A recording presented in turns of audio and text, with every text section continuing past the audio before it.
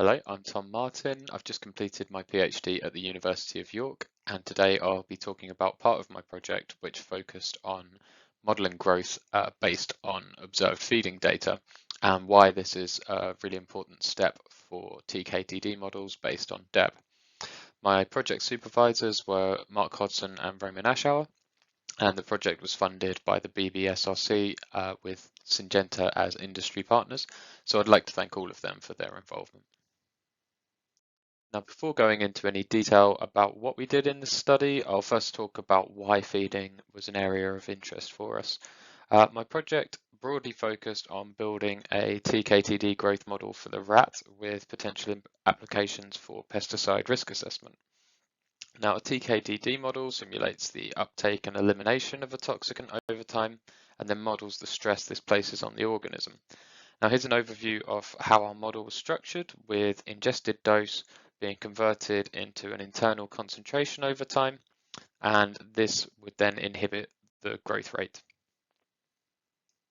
So we quickly came across some challenges associated with modeling dietary toxicity. So in lab studies like those used in pesticide risk assessment, ingested dose results from both the feeding rate and the concentration in food. And since animals are free to eat as much or as little as they want, the feeding rate is variable across treatments and over time. Another complication is that a high feeding rate should contribute to a high growth rate, but it will also mean that there's a high ingested dose, which will be inhibiting growth. So there's a real trade-off there, and the model needs to be accounting for all of this. And in a study that we published in 2019, broadly our model did a quite good job of this, using the feeding data. And so you can see here, if you look at the treatments in green and turquoise, while the treatment in turquoise was the higher dose group, those animals actually grew to a larger size by the end of the study. And our model, which is the lines, also predicted that based on the feeding data. So this study focused on the question of how animals would have grown without the toxicant in their diet. And this is an important question when we're considering the effects of feeding avoidance and environmental impact of a chemical such as a pesticide. So there are three broad approaches to this. Option one would be to assume the same growth as the control treatment, but this ignores any variability in feeding between treatments and over time, so it's not very desirable. Option two would be to analyze the feeding data. So you might find significant differences between feeding in different treatments on average, but you can't quantify the effects on growth. So what we proposed is option three, which is to model growth without chemical stress being applied in the model. So this predicts growth based purely on feeding data. And then you can look at the difference between your observed data and your model prediction. So if we look at this plot here, we've got the model represented by lines and the data as circles. And if we look at the treatment in blue, you can see that according to our model, there was a reduction in feeding relative to the controls. And by the end of the study, this accounted for about 1/3 of the observed reduction in body weight. However, it looks to be working quite well, but there were some issues with this method which we wanted to address. We'll come to later on. Now in this study, we use a slightly altered version of the DEB-KISS growth model. And as always, K gives the fraction of assimilates which are allocated to maintenance and structure. However, normally in a DEB-KISS growth model, the remainder would go into the reproduction buffer, which is mass for egg production. Now, clearly this wouldn't be appropriate for mammals, so we renamed this reserve. This isn't reserve as normally defined in full DEB models. Here, it's much more analogous to body fat, so it's assimilates stored, which could then be used if the animal was starving later on. So giving a bit more detail on the model equations, I really just want to focus on the role of the parameter F, which is the scaled functional response or the scaled feeding rate ranging from 0 to 1. And you can see here that it contributes towards the assimilation flux, and it also helps us to determine the ultimate volume of an animal So this is the size an animal actually does reach based on its environmental conditions. And this is not the same as the maximum volume, which is the size that a species could reach in ideal conditions, i.e. when f equals 1. So this is actually independent of f. Now, if f is close to 1, then ultimate volume and maximum volume will be very close to each other. However, they will always differ by a factor of f cubed. So as f gets lower and further from 1, that difference will become much larger. So in this study, we tested 3 different methods for calculating f. And the first of these was the conventional DEB approach of calculating f as the functional response to food availability. So the equation's given here, and x represents the actual food density in the environment, and h is the point at which food consumption relative to body size is half of its maximum. So you can see that plotted here. At ad libitum food availability, which is the case in most lab studies, x is given the value infinity since food availability is unlimited, and this means that f can be fixed at 1. So methods 2 and 3 use a different equation for calculating f. However, according to DEB theory, the 2 equations should be equivalent.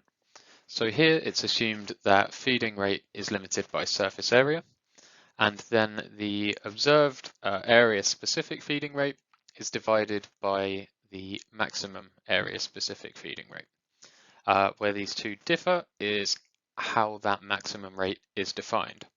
So in method 2, we took a look at our data and found the maximum value within the whole data set for area-specific feeding rate. And then that maximum was fixed. In method 3, the maximum rate was allowed to vary, and this was modeled based on the relationship between body size and food consumption. So here's a brief overview of the data set we were working with. We had 2 years of control growth data from toxicity studies with initial 80 individuals per sex with no reproduction and food available ad libitum. So going into a bit more detail on method 1, this is obviously a very simple approach since we can just fix f at 1. However, we're not capturing any variability in feeding rate either over time or between treatments. And crucially, this flat line is not reflective of our observed data. So the x-axis here has changed, but we're talking about growing animals, so time and surface area are highly correlated. And as you can see, this isn't a horizontal line, so this model is not going to be very reflective of the data. And we see the impacts of that disparity when we fit the growth model using this method. We get a smooth growth curve because there's no temporal variability in f.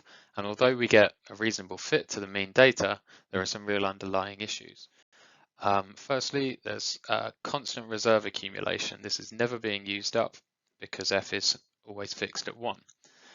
This means that by the end of the 2-year period, reserve is accounting for more than 50% of modelled body mass in both sexes. And then we also see that to make up for this, the maximum volume of structure has to be very low relative to observed body weight. So overall, this hasn't worked very well for us in this model. So next we come to method 2, and in this method, the maximum area specific feeding rate is defined as the highest observation within our data set. So you can see on this plot here, what we'd be doing is dividing all of these data points by the value on that horizontal line to give a value between 0 and 1. And if we look at the average over time, we can see that we're capturing the variability in feeding week to week with that strong decreasing trend, which matches with our data. So when we fit the model using this method, we got very good fits to our mean data. The curve is no longer completely smooth. It's capturing some of that variability over time in feeding rate. And we don't see the same problem with reserve accumulation. In this case, it's actually much lower, only peaking at about 10% of modelled body mass. The issue that we ran into here is because F was decreasing the entire time, this meant that in theory, the animals could have grown much larger if they'd been eating enough. So according to our model, our rats could have grown to the size of dogs. And this is the issue that we found with our previous study that we wanted to address. So that brings us to method 3. And the aim here was to address the issues with both of those previous methods. So we wanted to capture the observed variability in feeding rate, but we wanted to also avoid the disparity between ultimate volume and maximum volume. And what we did here was empirically model the relationship between area-specific feeding rate and surface area. And you can see that fitted line alongside the data on the plot here. So what we would do then is use that modelled line as our maximum area-specific feeding rate. So we'd be dividing all of those data points by the corresponding value on the line, and this is what we would get over time. So we would get an F value that stays much closer to 1 and fluctuates around 1. So when we fit the model using this method, we got really encouraging results. Again, we got statistically very good fits, and you can see that it's really closely following that mean data, with the growth rate going up and down in some cases according to our observed feeding. So in this case, reserve accumulation was intermediate, peaking at around 30% of modelled body mass, and the maximum volume was much more realistic than the previous two methods. So we were very happy with this. So the next thing we did was compare our predictions of reserve percentage over time to the best analog that we would find in the literature, which was body fat percentage of rats fed ad libitum. So again, we found that method 1 didn't match the data very well. So you remember that reserve was constantly going up with this method, which is not what the data show. Methods 2 and 3, however, did capture the overall temporal pattern, with body fat percentage increasing up to a certain age, around 18 months, and then declining as the animals got older towards 2 years. However, method 3 was the closer of the two at all data points except for the last one. So again, our new method seems to be working very well. So what does all this mean for DEB theory? Well, what we've suggested is that the maximum area-specific feeding rate for rats declines with body size. Now, according to model equations, this would mean that the yield of assimilates from food must be increasing with body size, and this was previously also regarded as a fixed primary parameter. However, this would actually be consistent with observed patterns between related species, so larger species having greater digestive efficiency, probably due to longer guts, meaning a greater time for digestion to take place, as well as greater surface area. What we've also done is redefine several parameters, so we now have parameters with maximum in their name, which can actually be exceeded. And finally, we've shown that with high resolution inputs, we were able to match observed patterns in body fat storage with very simple rules. So perhaps reserve dynamics are simpler than previously thought. So to conclude, our new method addresses the issues with previous approaches and improves model accuracy and model realism. Using feeding data in this way meant that growth over time could be modeled extremely accurately, and independent data for fat percentage over time could also be well predicted. Being able to model growth accurately based on feeding data means we can get greater separation of toxic effects and feeding effects, meaning that we can gain more insight into the impacts of feeding avoidance for chemicals such as pesticides. Using this as the basis for TKTD modeling will result in more accurate TD parameters with greater value for extrapolation. The next step would be to investigate the proposed relationship between body size and digestive efficiency. Thank you.